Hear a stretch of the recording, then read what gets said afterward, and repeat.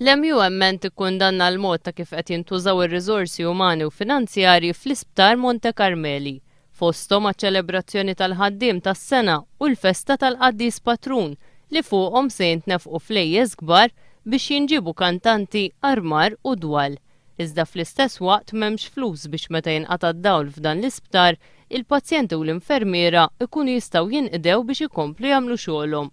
Illum qed nispiċċaw meta jkun hemm toħta dawl, saħansitra nagħtu l-punnoli bil-lampi u bil-electric domestic lights li laqqas nistgħu naraw biss iktar minn bit il-bot. U taraw li tinnabbandunaw il-morda suppost qed nipprovaw inneħħu l-istigma fuq il-mart mentali, meta l-Isptar stessa Monte Carmeli jitratta l-pazjenti bħal xi ħadd imbiċilli u ma jafux il-bżonnijiet tagħhom.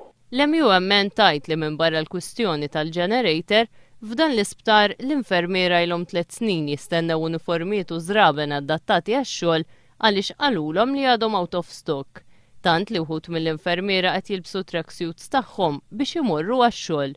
L-Unjen tajt li dakinhar taċ-ċelebrazzjonijiet f'dan l-isptar se tkun qed torganizza protesta kontra n-nuqqas ta' sigurtà l-pazjenti u l-infermiera. Fl-istess waqt qed tordna lill-infermiera biex ma jipparteċipawx f'dawn l-attivitajiet.